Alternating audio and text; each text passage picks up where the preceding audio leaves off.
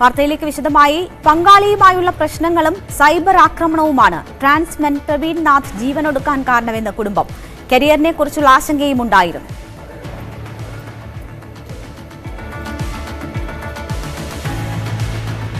പ്രവീൺ നാഥ് വീട് വിട്ടിട്ട് കുറച്ച് വർഷങ്ങളായിട്ട് പുറത്ത് ഇങ്ങനൊരു ഇമ്പാക്റ്റ് ഉണ്ടായതിനു ശേഷം പുറത്ത് തന്നെയാണ്.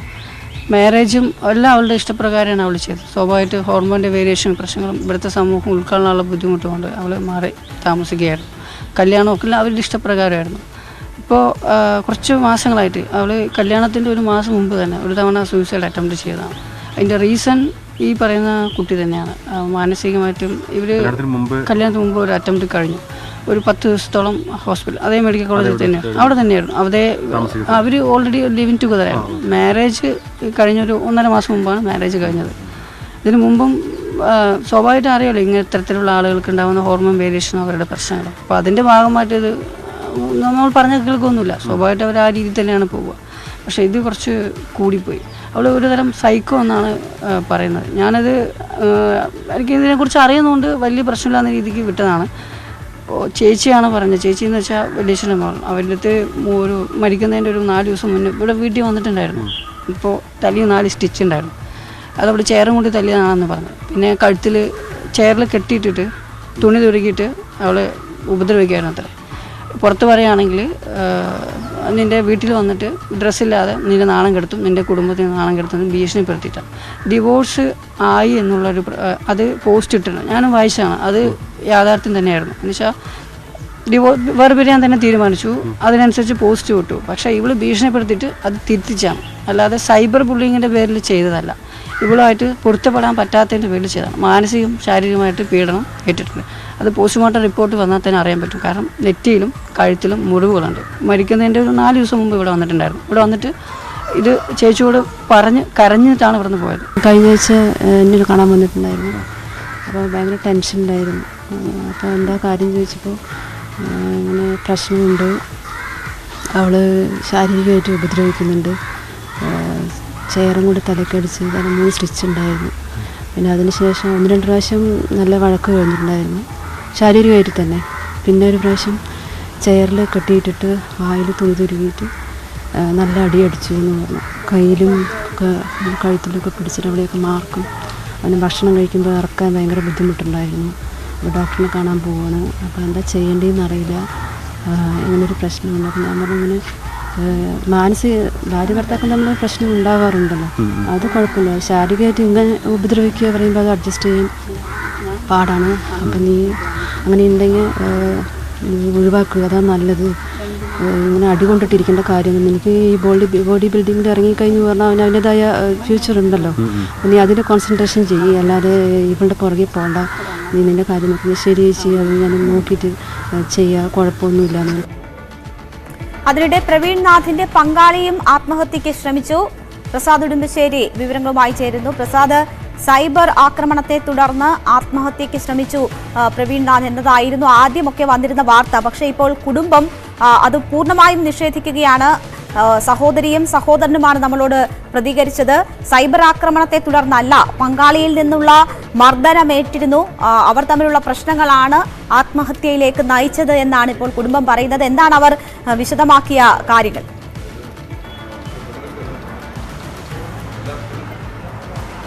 രേണുക, വളരെ ഗുരുതരമായ ആരോപണങ്ങളാണ് ഇവരുടെ പ്രവീൺ നാഥിൻ്റെ ജീവിത പങ്കാളിക്കെതിരെ പ്രവീൺ നാഥിൻ്റെ കുടുംബം ഉന്നയിക്കുന്നത്. അതിൽ പറയുന്നത് ഇവർ നേരത്തെ ലിവിങ് ടുഗദറായി കഴിഞ്ഞിരുന്നവരാണ്. ഫെബ്രുവരി 14-നാണ് ഇരുവരും പാലക്കാട് വെച്ച് വിവാഹിതരായത്.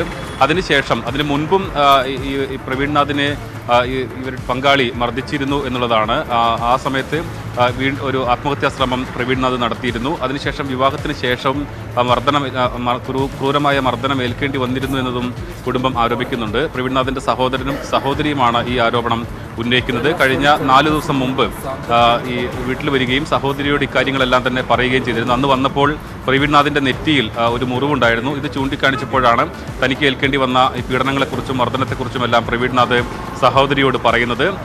പിന്നീട് തൃശ്ശൂരിലേക്ക് പോയതിന് ശേഷം ഇത്തരത്തിൽ വേർപിരിയുന്നു എന്ന പോസ്റ്റ് ഇടുകയും അത് പിൻവലിക്കുകയും ചെയ്തു. ഈ പിൻവലിച്ചത് പങ്കാളിയുടെ സമ്മർദ്ദത്തെ തുടർന്നാണ് എന്നുള്ളതാണ് പറയുന്നത്. വലിയ സമ്മർദ്ദത്തിലായിരുന്നു പ്രവീൺനാഥ് കഴിഞ്ഞ കുറേ നാളുകളായി കഴിഞ്ഞിരുന്നത്. അതോടൊപ്പം തന്നെ ഈ പിൻവലിച്ചതിന് ശേഷമുള്ള സൈബർ അറ്റാക്കും അതും ഇതിലൊരു കാരണങ്ങളിൽ ഒന്നാണ് എന്നതാണ് അവർ പറയുന്നത്. അത് മാത്രമല്ല, കാരണം ജീവിത പങ്കാളിയുമായിട്ടുള്ള പ്രശ്നങ്ങൾ തന്നെയാണ് ഇതിലൊരു പ്രധാനപ്പെട്ട കാരണമായി കുടുംബം ചൂണ്ടിക്കാട്ടുന്നത്. പ്രവീൺനാഥിന് മറ്റൊരു ആശങ്ക ഉണ്ടായിരുന്നത് തൻ്റെ കരിയറിനെ കുറിച്ച് വലിയ തോതിലുള്ള ആശങ്കയുണ്ടായിരുന്നു. ഇത്തരത്തിലുള്ള വാർത്തകൾ വരുന്നതും ഈ ഒരു പ്രതിസന്ധിയും കരിയറിനെ ബാധിക്കും എന്നുള്ളതാണ് പ്രവീൺനാഥ് കരുതിയിരുന്നത്.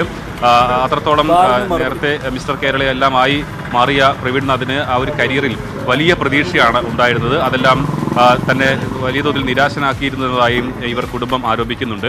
എന്തായാലും നേരത്തെ മുൻപ് വന്നിരുന്നത് സൈബർ അറ്റാക്ക് മാത്രമാണ് ഈ ഒരു ആത്മഹത്യയിലേക്ക് നയിച്ചത് എന്നുള്ളതാണെങ്കിൽ കുടുംബം ആരോപിക്കുന്നത് അത്തരത്തിലല്ല. ഈ ജീവിത പങ്കാളിയുമായിട്ടുള്ള പ്രശ്നങ്ങളും പിന്നീട് ഏൽക്കേണ്ടി വന്ന മർദ്ദനങ്ങളും അതിലൊരു കാരണമാണ് എന്നുള്ളതാണ് കുടുംബം പറയുന്നത്. ശരി പ്രസാദ്, തുടരുക. ഇപ്പോൾ ദിനുവെയിൽ നമുക്കൊപ്പം ടെലിഫോൺ ലൈൻ ചേരുകയാണ്. ശ്രീ ദിനുവെയിൽ, ഈ വിഷയം ആദ്യം സൈബർ ആക്രമണത്തെ തുടർന്നുള്ള മരണം എന്ന രീതിയിലാണ് ചർച്ച ചെയ്തിരുന്നത്. പക്ഷേ ഇപ്പോൾ വരുന്ന വാർത്തകൾ, കുടുംബത്തിന്റെ ഭാഗത്തു നിന്നും വരുന്ന വാർത്തകൾ ജീവിത പങ്കാളിയുമായുള്ള പ്രശ്നങ്ങളാണ് ആത്മഹത്യയിലേക്ക് നയിച്ചത്, ജീവിത പങ്കാളി ശാരീരികമായി ഉപദ്രവിക്കുമായിരുന്നു എന്നാണ് പറയുന്നത്. എങ്ങനെയാണ് ഈ സംഭവങ്ങളെ ആകെ നോക്കുന്നത്? ഒരു വിവാഹമോചനത്തിലേക്കെന്ന് സൂചിപ്പിക്കുന്ന തരത്തിലൊരു ഫേസ്ബുക്ക് പോസ്റ്റ് ഇട്ട് അദ്ദേഹം അത് പിന്നീട് പിൻവലിച്ച് വിശദീകരണമൊക്കെ നൽകിയിരുന്ന സാഹചര്യമുണ്ട്. അതൊക്കെ ഭീഷണിയെ തുടർന്നാണ് എന്നാണ് ഇപ്പോൾ പ്രവീൺനാഥിന്റെ സഹോദരങ്ങൾ പറയുന്നത്.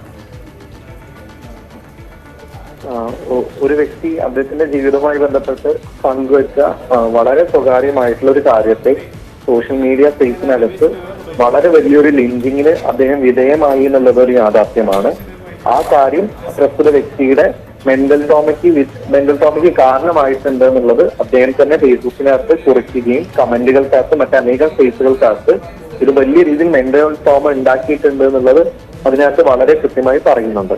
ഇപ്പോൾ നിങ്ങൾ സൂചിപ്പിച്ച ഒരു ഇന്റിമേറ്റ് പാർട്ട്ണർ വയലൻസ് ഇഷ്യൂ ഉണ്ടായിട്ടുണ്ടെങ്കിൽ അത് തീർച്ചയായും പോലീസ് ഇൻവെസ്റ്റിഗേറ്റ് ചെയ്യേണ്ട കാര്യമാണ്. ഒരുപക്ഷെ സാമൂഹിക മാധ്യമങ്ങളുടെ സമ്മർദ്ദം ഉണ്ടായിട്ടുണ്ട് എന്നതാണ് ഇപ്പൊ പ്രൈമ ഫേഷ്യേ ഇയാളുടെ സോഷ്യൽ മീഡിയ അക്കൗണ്ടുകളും കൊടുത്ത റിപ്പോർട്ടുകളും പരിശോധിക്കുമ്പോൾ നമുക്ക് മനസ്സിലാവുന്നത്. അതോടൊപ്പം തന്നെ ഇപ്പൊ വീട്ടുകാർ പറഞ്ഞിട്ടുള്ള ആരോപണങ്ങൾ അതിൽ വസ്തുത ഉണ്ടെങ്കിൽ അതിനെ കുറിച്ചുകൂടെ അന്വേഷിക്കേണ്ടതാണ്. ഇതിന്റെ ഒരു ലാർജ് സ്കെയിലിൽ ഉള്ള ഒരു ഇഷ്യൂവിനെ കുറിച്ചിട്ടാണ് ഞാൻ സംസാരിക്കാൻ വേണ്ടി വിചാരിച്ചിട്ടുള്ളത്. അത് വളരെ കൃത്യമായിക്കൊണ്ട് സോഷ്യൽ മീഡിയ സ്പേസുകൾക്കകത്ത് പ്രവീൺനാഥിന്റെ മരണശേഷം പോലും ചില കത്തിക്കുന്നതിന് തൊട്ട് മുൻപ് പോലും വളരെ കൃത്യമായിക്കൊണ്ട് അദ്ദേഹത്തെ ലിങ്ക് ചെയ്തുകൊണ്ട് ട്രാൻസ് കമ്മ്യൂണിറ്റി ഇൻസൾട്ട് ചെയ്തുകൊണ്ട് വളരെ വലിയ രീതിയിലുള്ള സോഷ്യൽ മീഡിയ അറ്റാക്കിങ്ങുകളാണ് നടന്നുകൊണ്ടിരിക്കുന്നത്. മുമ്പും നിരവധി തവണ ഇത്തരം അറ്റാക്കുകൾ ഉണ്ടായ സമയത്ത് വളരെ കൃത്യമായി പോലീസിനടുത്ത് പരാതി പറയുമ്പോൾ പോലും transgender person protection of right act 18D പ്രകാരം യാതൊരു നടപടിയും സ്വീകരിക്കാൻ വേണ്ടി പോലീസുകാർ തയ്യാറാവാത്ത സാഹചര്യങ്ങളാണ് ഉണ്ടായിട്ടുള്ളത്. വീട്ടുകാർ ഇപ്പം പറഞ്ഞിട്ടുള്ള കാര്യങ്ങൾ തീർച്ചയായിട്ടും അന്വേഷണത്തിന്റെ ഭാഗമായി പരിശോധിക്കപ്പെടേണ്ട കാര്യങ്ങൾ തന്നെയാണ്. തീർച്ചയായും രണ്ട് ഭാഗങ്ങളുമുണ്ട്.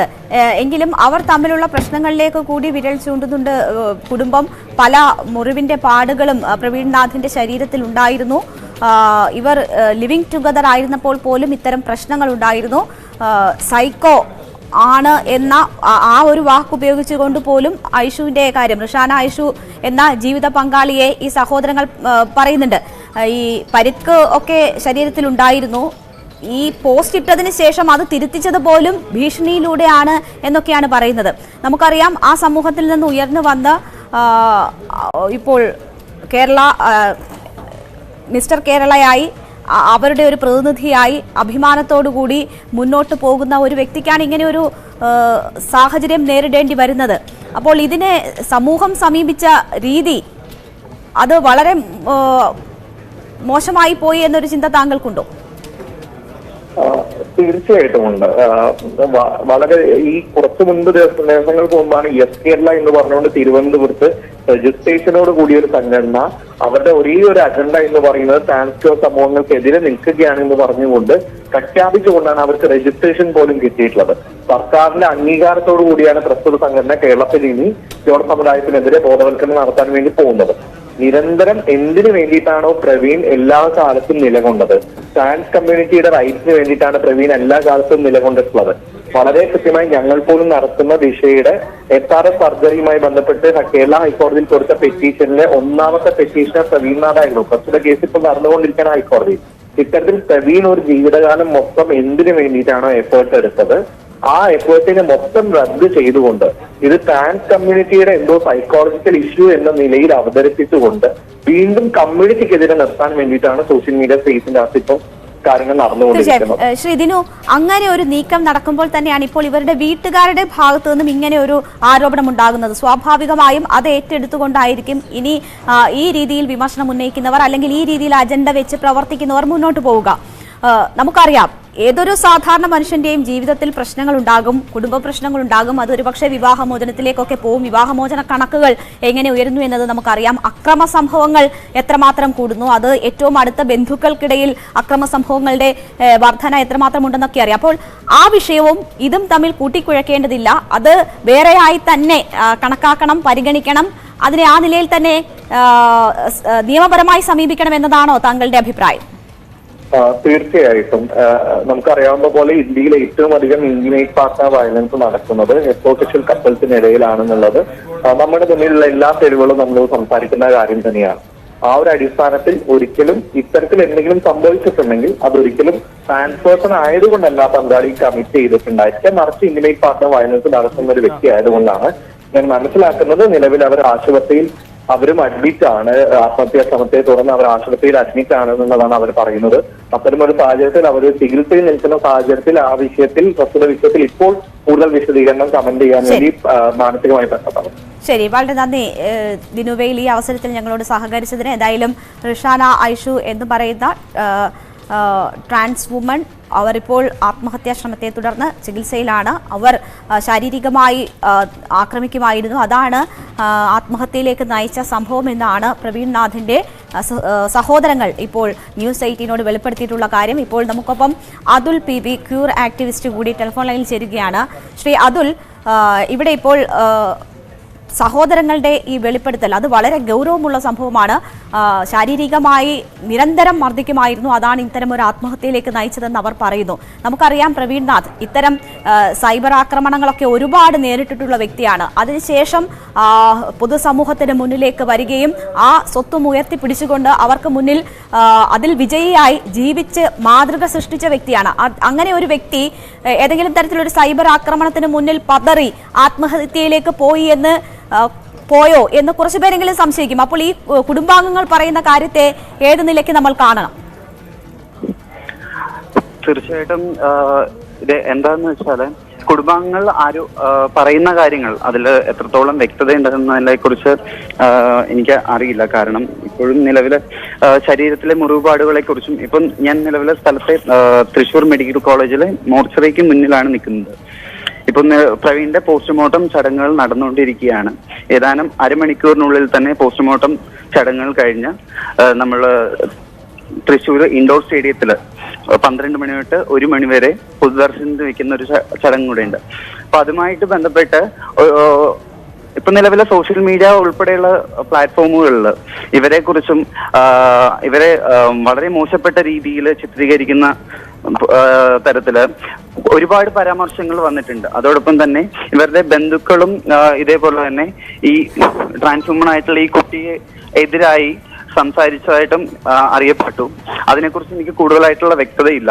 അതുകൊണ്ട് തന്നെ പറയാം, സൈബർ ആക്രമണങ്ങളെ കുറിച്ചാണ് എനിക്ക് കൂടുതലായിട്ട് പറയാനുള്ളത്. കാരണം ഒരു ട്രാൻസ് വ്യക്തി അല്ലെങ്കിൽ ഒരു ക്യൂർ വ്യക്തി ആ വ്യക്തിയുടെ ജീവിതം എങ്ങനെ ജീവിച്ച് തീർക്കണം എന്ന് തീരുമാനിക്കാനുള്ള സ്വാതന്ത്ര്യം ആ വ്യക്തിക്കാണുള്ളത്. അതിൽ സൈബർ ആക്രമികളോ അല്ലെങ്കിൽ മറ്റു പൊതുജനങ്ങളോ അല്ല ഇതിന് തീരുമാനങ്ങൾ എടുക്കേണ്ടത് എന്നുള്ള ഒരു കാര്യം പലപ്പോഴും മറ്റുള്ള വ്യക്തികൾ ആണ് തീരുമാനിക്കുന്നത് എന്നുള്ള രീതിയിലേക്കാണ് അവരുടെ കമന്റുകളും അതേപോലെ തന്നെ അവരുടെ പ്രതികരണങ്ങളും പലപ്പോഴും കണ്ടുവരുന്നത്. തീർച്ചയായും അതുൽ, പക്ഷേ പ്രവീൺ നാഥിനെ സംബന്ധിച്ച് നോക്കുകയാണെങ്കിൽ നിങ്ങൾക്കൊക്കെ അറിയാവുന്ന വ്യക്തി കൂടിയാണല്ലോ. വളരെ ബോൾഡായി ഇത്തരം സാഹചര്യങ്ങളെ നേരിട്ടുള്ള പരിചയമുള്ള വ്യക്തിയാണല്ലോ. സൈബർ ആക്രമണങ്ങളൊക്കെ നേരിടാൻ ഇപ്പോൾ പുള്ളിക്കാരൻ തന്നെ പറഞ്ഞത് ഈ പോസ്റ്റുകളുടെ അടിയിൽ വരുന്ന കമന്റ്സ് വളരെയധികം വേദനിപ്പിക്കുന്നു എന്ന് പുള്ളി തന്നെ ഫേസ്ബുക്കിൽ കുറിച്ചിട്ടുണ്ട്, പല ഓൺലൈൻ മാധ്യമങ്ങളോടൊക്കെ പറഞ്ഞിട്ടുണ്ട്. അപ്പോൾ പോലും ഇതൊക്കെ നേരിട്ടുള്ള പരിചയമുണ്ടല്ലോ, അതൊരു ആത്മഹത്യയിലേക്ക് നയിക്കാൻ മാത്രം വലിയൊരു റീസൺ ആണോ എന്നൊരു സംശയം ഉയരില്ലേ? തീർച്ചയായിട്ടും അതൊരു സംശയം തന്നെയാണ്. കാരണം നിരവധി ഇതിൽ കൂടുതലായിട്ടുള്ള ത്യാഗങ്ങളും എല്ലാം സഹിച്ചാണ് പ്രവീൺ ഇതുവരെ എത്തിച്ചേർന്നിരിക്കുന്നത്. ഒരു ബോഡി ബിൽഡർ അല്ലെങ്കിൽ ഒരു മിസ്റ്റർ കേരള എന്നുള്ള രീതിയിൽ ഈ ഒരു പ്ലാറ്റ്ഫോമിലേക്ക് പ്രവീൺ എത്തിച്ചേരാനായിട്ട് പ്രവീൺ നല്ല രീതിയിൽ എഫേർട്ട് എടുത്തിട്ടുണ്ട്. അവന്റെ അധ്വാനമാണ് അവന്റെ ഈ ഒരു ഇപ്പോ അവനെ നിൽക്കുന്ന ആ ഒരു പദവിയിലേക്ക് എത്താനുള്ള ഊർജം എന്ന് പറയുന്നത്. അതോടൊപ്പം തന്നെ പറയേണ്ട മറ്റൊരു കാര്യം, ശരി അതുൽ, ഇപ്പോൾ സൈക്കോളജിസ്റ്റ് എൽസി ഉമ്മൻ കൂടി നമുക്കൊപ്പം ചേരുകയാണ്. മാഡം, ഈ സംഭവത്തിൽ ഇപ്പോൾ 2 കാരണങ്ങളാണ് പറഞ്ഞു കേൾക്കുന്നത്. സൈബർ ആക്രമണം അത് വലിയ രീതിയിൽ മാനസികമായി ബുദ്ധിമുട്ട് സൃഷ്ടിച്ചിരുന്നു പ്രവീൺ നാഥിന് എന്നത് ഒരു വസ്തുതയാണ്. അത് അദ്ദേഹം തന്നെ പല മാധ്യമങ്ങളോടും വെളിപ്പെടുത്തിയ കാര്യവുമാണ്. അതോടൊപ്പം തന്നെ ഈ ജീവിത പങ്കാളികൾക്കിടയിൽ വലിയ പ്രശ്നങ്ങൾ ഉണ്ടായിരുന്നു. ശാരീരികമായി കൂടി ആക്രമിക്കപ്പെടുന്ന സാഹചര്യം പ്രവീൺ നാഥിനെ സംബന്ധിച്ചുണ്ടായിരുന്നു. ശ്വാസം മുട്ടിക്കാൻ ശ്രമിക്കുക, മാരകമായി പരിക്കേൽപ്പിക്കുക, കസേര വെച്ച് അടിച്ച പാടുകൾ ഉണ്ടായിരുന്നു തുടങ്ങിയ കാര്യങ്ങളാണ് സഹോദരങ്ങൾ ഇപ്പോൾ പറയുന്നത്. അത് ആത്മഹത്യയിലേക്ക് നയിച്ചു എന്നും അവർ പറയുന്നു. അപ്പോൾ 2 സാഹചര്യങ്ങളാണ്, മാനസികമായും ശാരീരികമായും മുറിവേൽക്കുന്ന സാഹചര്യം ഇവിടെ പ്രവീൺ നാഥിനെ സംബന്ധിച്ചുണ്ടായി എന്നാണ് മനസ്സിലാകുന്നത്. അത് അത്തരം വ്യക്തികൾക്ക് ആത്മഹത്യയിലേക്ക് പോകുന്നതിന് മതിയായ, ഒരു വ്യക്തിയെ ആത്മഹത്യയിലേക്ക് തള്ളിവിടുന്നതിന് മതിയായ കാരണമാണോ? നമ്മളൊരു കാര്യം മനസ്സിലാക്കണം. പൊതുവെ ഈ LGBTQ കമ്മ്യൂണിറ്റിയിലുള്ളവർക്ക് സാധാരണ പോപ്പുലേഷനെ അപേക്ഷിച്ച് ആത്മഹത്യയുടെ റിസ്ക് കൂടുതലാണെന്നാണ് എല്ലാവിധ പഠനങ്ങളും തെളിയിക്കുന്നത്. അതെന്താണെന്ന് വെച്ചാൽ അവർക്ക് പൊതുവെ, പ്രത്യേകിച്ചും ഈ കേരളത്തിലെ സംസ്കാരം നിലവിലുള്ള സാഹചര്യത്തിൽ അവർക്കൊരു, കേരളത്തിൽ മാത്രമല്ല ഇപ്പൊ ഇന്ത്യയിലാണെങ്കിലും ഇത്തരം രാജ്യങ്ങളിലുള്ള ഒരു പ്രത്യേകത എന്ന് പറഞ്ഞാൽ ഇങ്ങനെയുള്ളവരെ അംഗീകരിക്കാനായിട്ട് പൊതുസമൂഹമോ മതമോ അല്ലെങ്കിൽ മറ്റു വിശ്വാസത്തിലുള്ളവരോ സാധാരണ ആൾക്കാർ പോലും തയ്യാറാവില്ല.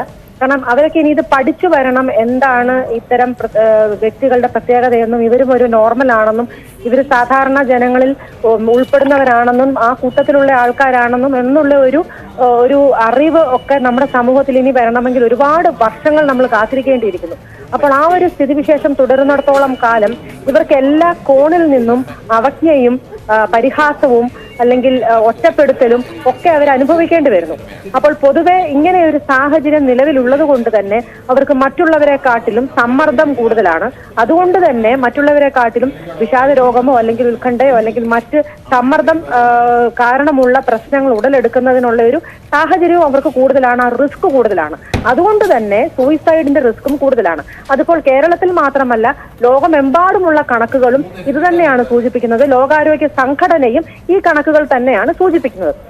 അപ്പൊ അതോടൊപ്പം തന്നെ മറ്റൊരു വലിയ അവരെ നേരിടുന്ന ഒരു ചലഞ്ച് എന്ന് പറയുന്നത് ലിംഗമാറ്റ ശസ്ത്രക്രിയ അല്ലെങ്കിൽ അത്തരം കോംപ്ലിക്കേറ്റഡ് ആയിട്ടുള്ള ഒരു സാഹചര്യത്തിലേക്ക് പോകുമ്പോൾ വ്യക്തമായിട്ടുള്ള മാനദണ്ഡങ്ങളുടെ ഒരു അപര്യാപ്തതയുണ്ട്. അത് തന്നെയല്ല, അതിനുശേഷമുള്ള പോസ്റ്റ് സർജിക്കൽ പീരീഡിലുള്ള പ്രശ്നങ്ങളെ കൈകാര്യം ചെയ്യാനായിട്ടുള്ള ഒരു നമ്മുടെ ഇപ്പോഴത്തെ സ്ഥിതി വിശേഷം അനുസരിച്ചിട്ട് അതിനൊക്കെ ഒരു അപര്യാപ്തതയുണ്ട്. അപ്പൊ ഇതൊക്കെയും തന്നെ അവരുടെ മാനസിക ആ ഒരു നിലയെ തകർത്ത് കളയുന്നത് തന്നെയാണ്. അപ്പോൾ ഇത്തരം പ്രശ്നങ്ങളുള്ളവർ, ജീവിത പങ്കാളികൾ രണ്ടും ഇതേ ഒരു കമ്മ്യൂണിറ്റിയിൽ നിന്ന് വരുമ്പോൾ തന്നെ സ്വാഭാവികമായിട്ടും ഇത്രയും സ്ട്രെസ്സും ഇത്രയും പ്രശ്നങ്ങളും ഇത്രയും ശാരീരിക മാനസിക പ്രശ്നങ്ങൾ നേരിടുന്നവർ തന്നെ ആയതുകൊണ്ടും അവരുടെ ഇടയിലുള്ള പ്രശ്നങ്ങളും വർദ്ധിച്ചു വരാനായിട്ടുള്ള ഒരു സാധ്യത കൂടുതലാണ്. അടുത്തൊരു പ്രധാന വിഷയം എന്ന് പറയുന്നത് ഇവര് തമ്മിലുള്ള പ്രശ്നങ്ങൾ, സാധാരണഗതിയിൽ ജീവിത പങ്കാളികൾ തമ്മിലുള്ള പ്രശ്നങ്ങൾ ഉണ്ടാകുമ്പോൾ കുടുംബം കൂടെ നിൽക്കാറുണ്ട്, സമൂഹം കൂടെ നിൽക്കാറുണ്ട്, അല്ലെങ്കിൽ അവർ ഏർപ്പെട്ടിരിക്കുന്ന സമുദായം കൂടെ നിൽക്കാറുണ്ട്. അതിനൊക്കെയുള്ളൊരു സാഹചര്യം നമ്മുടെ ഈ ഒരു സമൂഹത്തിൽ ഇപ്പോൾ നിലവിലുണ്ട്. പക്ഷെ ഇത്തരം ആൾക്കാരെ ഒരു കൈത്താങ്ങ് കൊടുക്കുക എന്നുള്ള ഒരു സെറ്റപ്പ് അല്ലെങ്കിൽ ഒരു ബാക്കപ്പ് തൽക്കാലം നമ്മുടെ സമൂഹത്തിൽ ഇല്ല. അതുകൊണ്ട് തന്നെ ഈ ജീവിത പങ്കാളികളുടെ ഇടയിൽ പ്രശ്നം വരുമ്പോഴും അതിനെ ഒന്ന് ന്യൂട്രലൈസ് ചെയ്ത് കൊണ്ടുപോകാൻ അല്ലെങ്കിൽ അതിനെ ഒന്ന് സമരസപ്പെടുത്തി മുന്നോട്ട് കൊണ്ടുപോകാനായിട്ട് ഒരു സാഹചര്യവും നിലവിലില്ല. ഇതൊക്കെയും തന്നെ അവരുടെ ആത്മഹത്യയുടെ റിസ്കിനെ വർദ്ധിപ്പിക്കുന്നു. ശരി, വളരെ നന്ദി. ഇപ്പോൾ ഞങ്ങളോട് സംസാരിച്ചതിന് സൈക്കാട്രിസ്റ്റ് എൽസി ഉമ്മനാണ് നമ്മളോട് ഈ സാഹചര്യം, ഒരു ആത്മഹത്യയിലേക്ക് തള്ളിവിടേണ്ടുന്ന സാഹചര്യങ്ങളെക്കുറിച്ച് വിശദമായി തന്നെ സംസാരിച്ചത്. ഇപ്പോൾ ട്രാൻസ് ആക്ടിവിസ്റ്റ് ശീതൽ ശ്യാം കൂടി നമുക്കൊപ്പം ടെലിഫോൺ ലൈനിൽ ചേരുകയാണ്. ശീതൽ ശ്യാം, ഇവിടെ ഇപ്പോൾ എൽസി ഉമ്മൻ പറഞ്ഞു നിർത്തിയത് ജീവിത പങ്കാളികൾ തമ്മിലുള്ള പ്രശ്നങ്ങൾ ഉണ്ടാകുമ്പോൾ സമൂഹത്തിൽ പല വിധത്തിലുള്ള ആളുകളുടെ ഇടപെടൽ ഉണ്ടാകും, പക്ഷേ ഇവിടെ അത് ഉണ്ടാകുന്നില്ല എന്നതാണ്. പക്ഷേ അത്തരം കാര്യങ്ങൾ നിങ്ങൾക്കിടയിൽ ചർച്ചയാവുകയും നിങ്ങൾ ഇടപെടുന്ന സാഹചര്യങ്ങളും ഒക്കെ ഉണ്ടാകുമായിരുന്നല്ലോ. പക്ഷേ അതിനുള്ള സാഹചര്യം ഉണ്ടായിട്ടില്ലേ? ഇവിടെ ഇവരുടെ കുടുംബ പ്രശ്നങ്ങളിലുള്ള കാര്യങ്ങൾ നിങ്ങൾക്ക് എന്തെങ്കിലും അറിവുള്ളതാണോ? ശരി, ഇപ്പോൾ ശീതൽ ശ്യാം നമുക്കൊപ്പം ടെലിഫോൺ ലൈനിൽ ഇല്ല. വരാൻ കഴിയുമെന്ന് പ്രതീക്ഷിക്കുന്നു. എന്തായാലും മുഖത്ത് ചിരവ കൊണ്ട് അടിച്ചതുൾപ്പെടെയുള്ള നിരവധി പീഡനങ്ങൾ പ്രവീൺനാഥിന് ഏൽക്കേണ്ടി വന്നു ജീവിത പങ്കാളിയിൽ നിന്ന് എന്നാണ് പ്രവീൺനാഥിന്റെ കുടുംബം പറയുന്നത്. സഹോദരങ്ങൾ ന്യൂസ് 18നോട് പറഞ്ഞത് അത്തരം പങ്കാളികൾക്കിടയിലുള്ള പ്രശ്നങ്ങളാണ് ആത്മഹത്യക്ക് പ്രധാന കാരണം. ഒപ്പം സൈബർ ആക്രമണവും അതിന് പ്രേരണയായി എന്നതാണ് കുടുംബത്തിന്റെ ആരോപണം. എന്തായാലും പോസ്റ്റ്മോർട്ടം നടപടികൾ ഇപ്പോൾ നടന്നുകൊണ്ടിരിക്കുകയാണ്. കൂടുതൽ അന്വേഷണവും മറ്റും ഈ വിഷയവുമായി ബന്ധപ്പെട്ട് ഉണ്ടാകും എന്നാണ് കരുതുന്നത്. പ്രധാനമായും കുടുംബാംഗങ്ങൾ തന്നെ രംഗത്തെത്തിയ സാഹചര്യത്തിൽ വാർത്തയുടെ വിശദാംശങ്ങളാണ് പ്രസാദ് ഉടുമ്പശ്ശേരി നൽകിയത്. ഇടവേള.